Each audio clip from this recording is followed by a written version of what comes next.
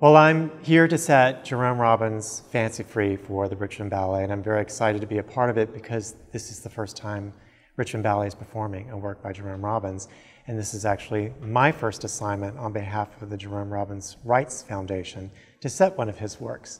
And Fancy Free is one of the first ballets I ever learned when I joined New York City Ballet. I think I had been in the company for a matter of weeks before Mr. Robbins called me in to start learning one of the roles in the ballet, so it was a great honor.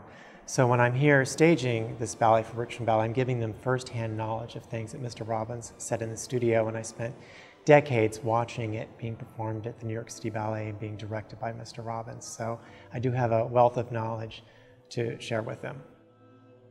Fancy Free is a little different than other ballets in the repertoire in that there's a lot of acting and a lot of character development in it.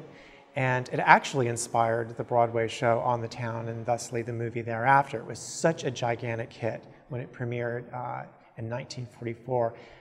Supposedly it had 22 curtain calls.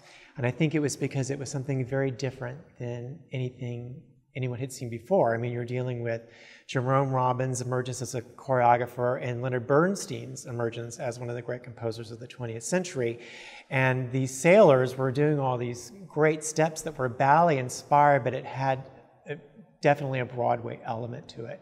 So there's a great story there about sailors on leave in New York City and the trouble that they get into, but it's steeped in ballet vernacular. So it's immediately enjoyable, but it's terrific for ballet companies to do it because they have to be classically trained.